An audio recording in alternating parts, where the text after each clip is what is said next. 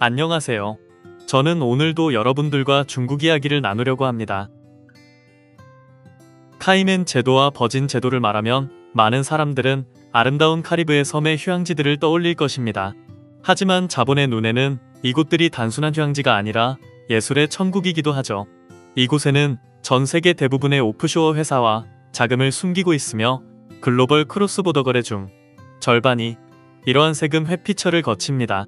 전 세계 대부분 유명회사와 유명인들은 어느 정도 이 카리브해 섬들과 연관이 있으며 많은 상장회사들, 특히 중국 상장사들의 지분 구조를 살펴보면 대부분은 영국령 버진 제도와 연결되어 있습니다.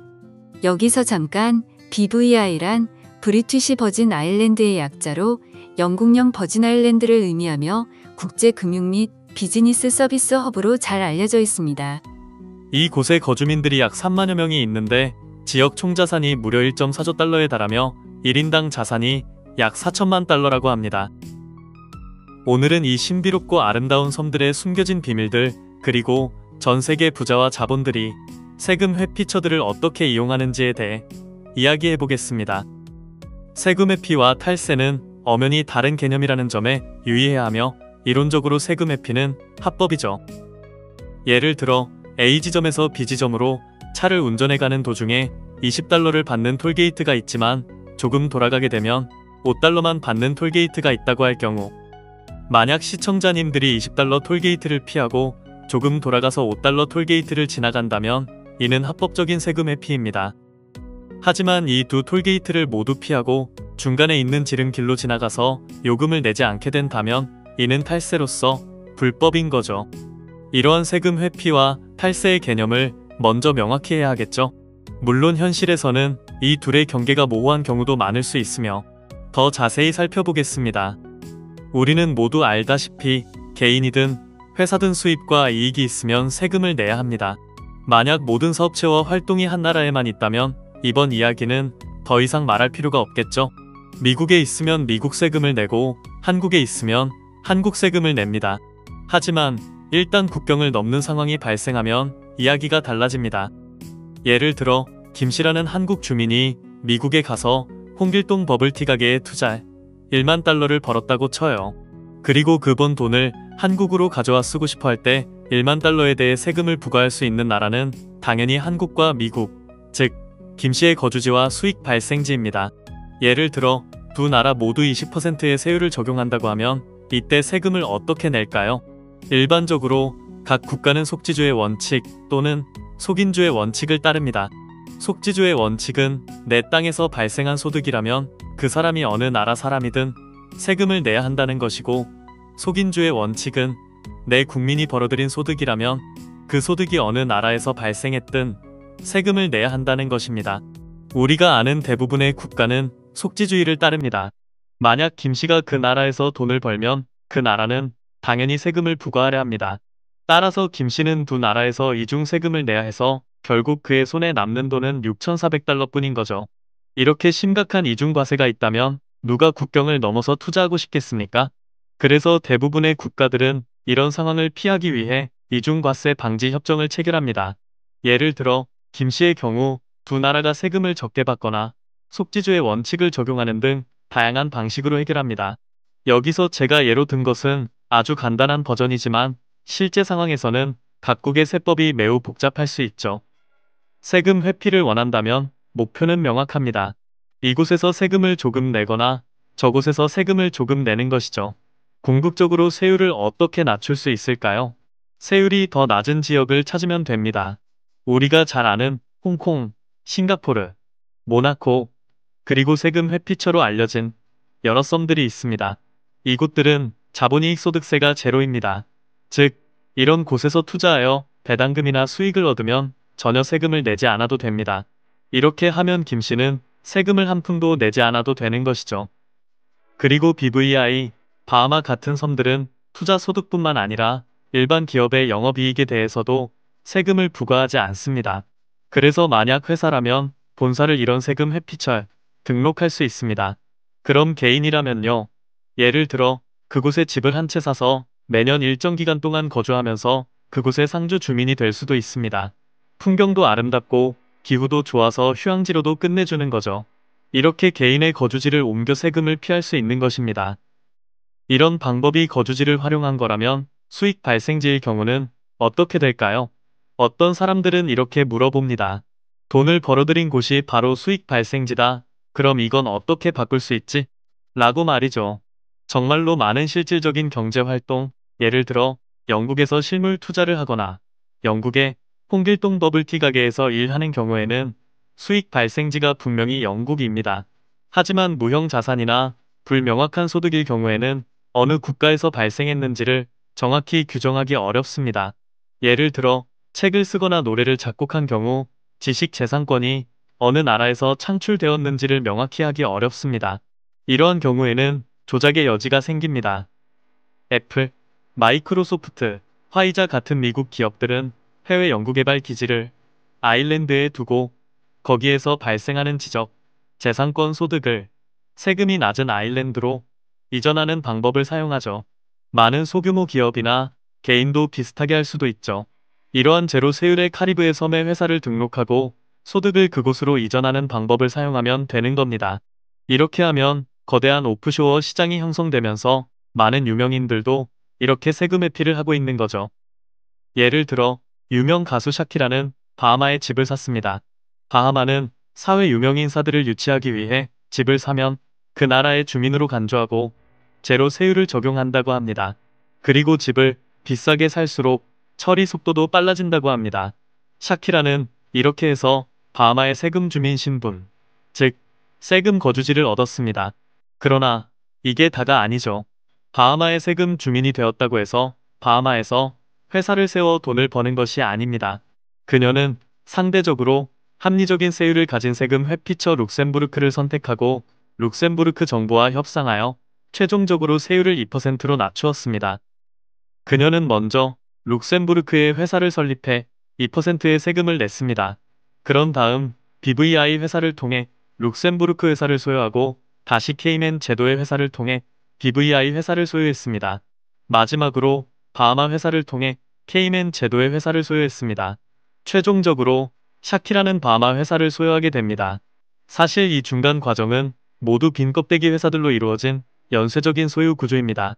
중간 단계의 세율은 모두 0%이며 최종적으로 그녀는 2%의 세금만 내게 됩니다.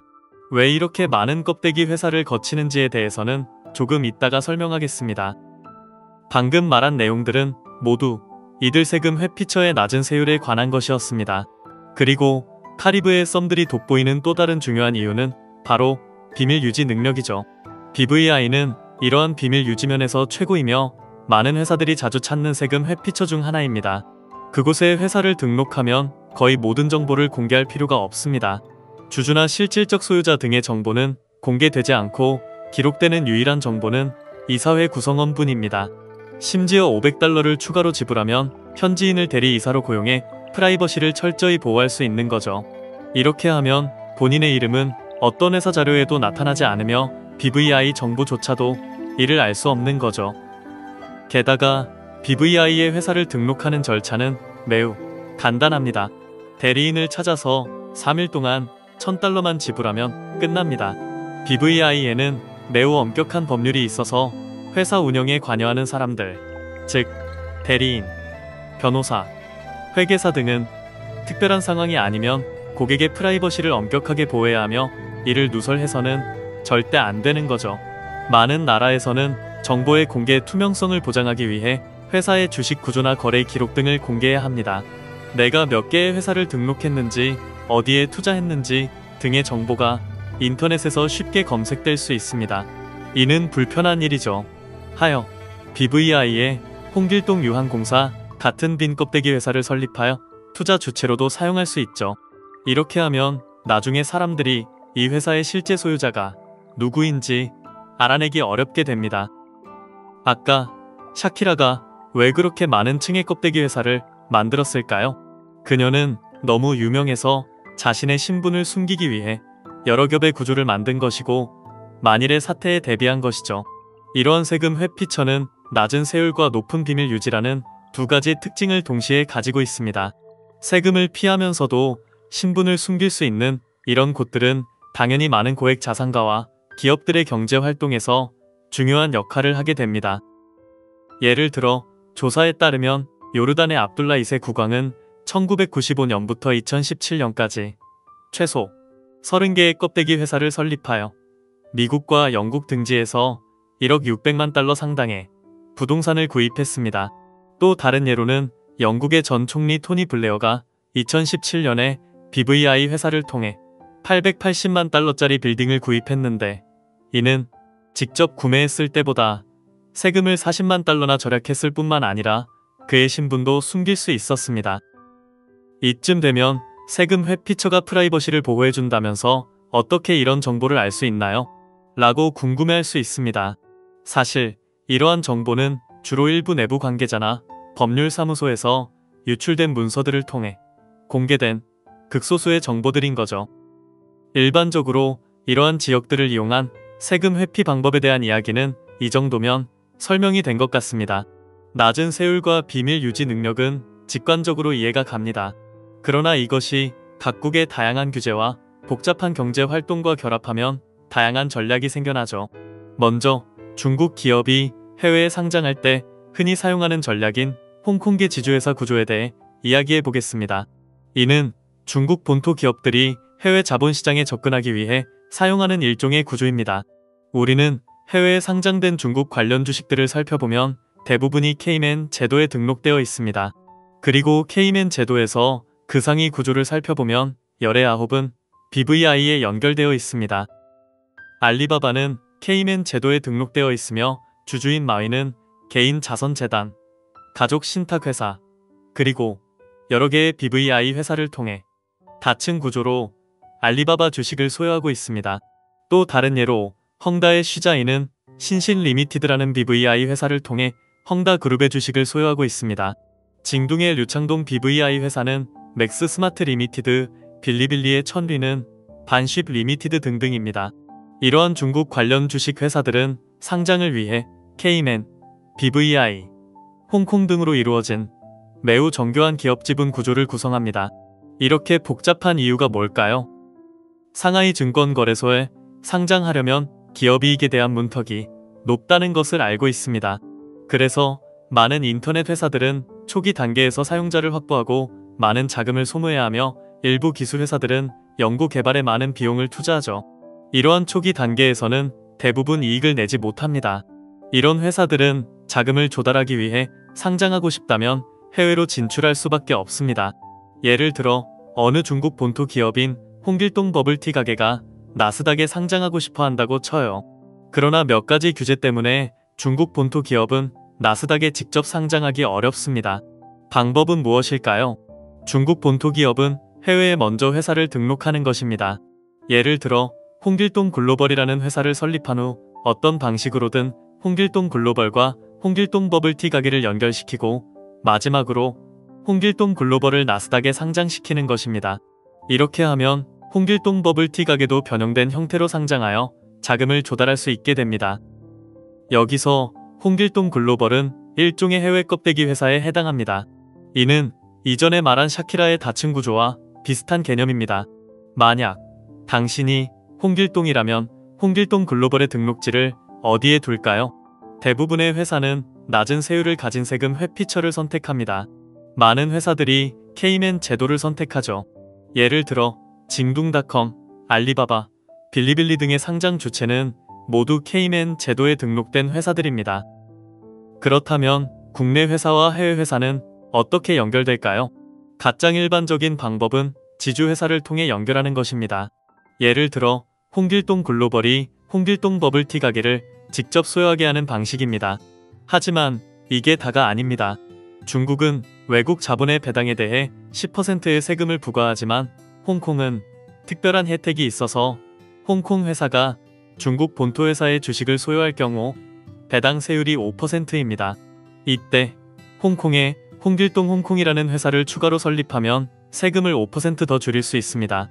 이 전체 구조를 살펴보면 홍길동 홍콩이 중국 본토에 홍길동 버블티 가게를 소유하고 케이맨 제도에 홍길동 글로벌이 홍길동 홍콩을 소유하며 마지막으로 홍길동 글로벌이 나스닥에 상장됩니다. 이것이 바로 가장 간단한 형태의 중국 본토 기업들이 해외 상장 구조입니다. 이러한 해외 상장 방법이 있는 외에 빌리빌리와 같은 인터넷 방송 관련 산업처럼 중국 내에서는 외국 자본의 지분 비율을 제한하거나 아예 외국 자본이 주식을 소유하지 못하게 하는 경우가 있습니다. 예를 들어 주주 중에 외국인이 있으면 인터넷 서비스 제공에 필요한 라이선스를 얻기 어려울 수 있습니다. 그래서 아까 말한 중국 본토 기업의 해외 상장 구조는 이 경우에는 적용할 수 없습니다. 예를 들어 홍길동 네트워크는 홍길동 홍콩이 직접 소유할 수 없습니다. 이 경우 어떻게 할까요? 홍길동 홍콩이 국내에서 먼저 외국인 독자 투자 기업인 홍길동 블라블라를 소유하게 합니다. 그런 다음 홍길동 블라블라와 홍길동 네트워크가 여러가지 계약을 체결합니다. 이 계약의 핵심은 블라블라가 홍길동 네트워크의 수익을 가져가고 또한 홍길동 네트워크에 대한 통제권을 가지는 것입니다. 이렇게 하면 결국 홍길동 글로벌과 홍길동 네트워크를 연결하는 효과를 얻게 됩니다. 예를 들어 빌리빌리의 지분 구조를 보면 이러한 계약 통제가 어떻게 이루어지는지 명확하게 알 수 있습니다. 들으면 좀 복잡하게 느껴질 수 있지만 사실 중국 본토 기업의 해외 상장 구조에 한 층의 계약 통제를 추가한 것뿐입니다. 이것이 바로 소음추 구조, 즉 많은 사람들이 들어본 적이 있는 바이 구조입니다. 이 구조에서 체결되는 일련의 계약들을 바이 계약이라고 부릅니다. 따라서 대홍추와 소음추의 본질은 매우 간단합니다. 국내의 운영 주체가 다양한 방식으로 해외 주체와 연결되고 그 해외 주체가 상장되는 구조입니다. 구조도가 아무리 복잡하고 난잡해 보여도 그 근본적인 논리는 이와 같습니다. 이게 다가 아닙니다. 지금까지는 상장 주체, 즉 케이맨 제도의 주체에 대해 이야기했습니다. 그렇다면 주주와 실질적 소유자는 어떻게 할까요? 회사의 공모 설명서를 보면 일반적으로 케이맨 회사의 주주는 여러 BVI 회사들입니다. 이 BVI 회사들의 소유자는 바로 운영회사의 창립팀입니다. 창립자는 BVI를 통해 케이맨에 등록된 회사의 주식을 보유하고 이후 주식을 매각하여 현금을 얻습니다. 이 돈은 직접 케이맨 회사로 들어가며 세금이 면제됩니다. 비록 BVI가 프라이버시를 보호한다고 했지만 상장 시에는 다릅니다. 공모 설명서에는 반드시 이 BVI 회사들 뒤에 있는 실질적 소유자를 명확히 기재해야 합니다. 그래서 마인, 류창동, 쉬자인 같은 인물들의 BVI가 무엇인지 우리가 알 수 있는 이유입니다.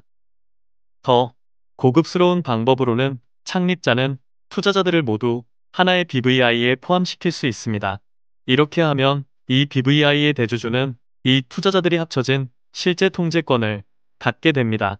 이는 일종의 공동행동인 협약을 체결하는 것과 비슷합니다. 이 투자자들이 주식행도나 다른 복잡한 거래를 할 때 그것은 BVI 안에서 이루어지며 케이맨 주체에는 큰 영향을 미치지 않습니다. 예를 들어 징둥이 처음 나스닥에 상장할 때 류창동은 일부 투자자들을 자신의 BVI로 끌어들이고 싶어 했습니다. 하지만 타이거 펀드는 이를 완강히 거부하고 함께 묶이기를 원하지 않아 했었죠. 결국 징둥은 급히 텐센트를 찾아야 했습니다. 이것이 텐센트가 2021년 말까지 징둥의 주요 주주 중 하나로 남아 있었던 이유입니다. 또한 징둥에서 물건을 구매할 때 항상 위챗페이를 사용하고 알리페이 옵션이 없는 이유이기도 합니다. 자세히 보면 방금 언급한 지분 구조에서 이러한 대기업들이 보통 BVI를 직접 소유하지 않는다는 것을 알 수 있습니다. 중간에 신탁회사를 하나 더 끼워 넣습니다. 신탁에 대해 이전에 이야기한 적이 있는데 자산이 신탁에 들어가면 명의상으로는 개인 소유가 아니게 되어 일종의 위험 분산 역할을 합니다.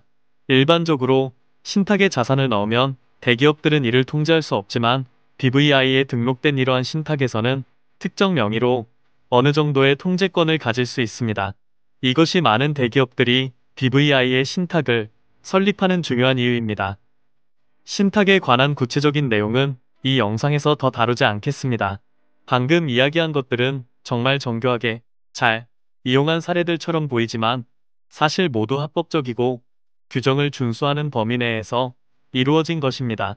하지만 좀 더 대담하게 나아가면 법의 경기를 넘나드는 경우도 있습니다. 세금 회피처는 세금을 피할 수 있고 정보를 숨길 수 있는 특징이 있어서 이를 이용해 자본은 여러 가지 법적으로 애매한 행동을 할 수 있는 여지가 많습니다. 자주 쓰이는 방법 중 하나는 자본을 이용한 주가 조작입니다. 쉽게 말해 왼손에서 오른손으로 돈을 옮기는 것입니다. 예를 들어 전 아시아 최고 부자였던 아다니는 2023년 1월에 공매도 기관인 블랙넘버 리서치에 의해 폭로되었습니다.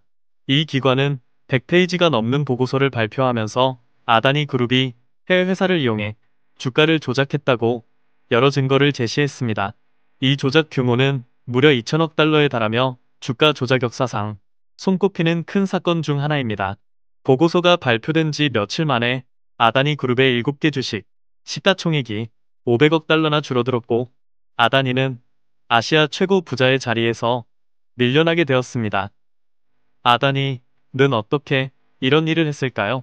아다니에게는 비노드 아다니라는 형이 있습니다. 이 형은 BVI, 모리셔스, 아랍에미리트 등지에 몇 명의 신뢰할 수 있는 사람들을 통해 여러 개의 껍데기 회사를 설립했습니다. 그리고 아다니가 해외에 보유한 많은 자금을 이 껍데기 회사들에 넣었습니다. 이후 일련의 투자 펀드를 설립하고 이 껍데기 회사들을 통해 자금을 이 펀드에 주입했습니다. 이 펀드가 다시 아다니 그룹의 주식을 대량으로 매입하여 아무도 모르게 자신들의 주가를 조작할 수 있게 한 것입니다.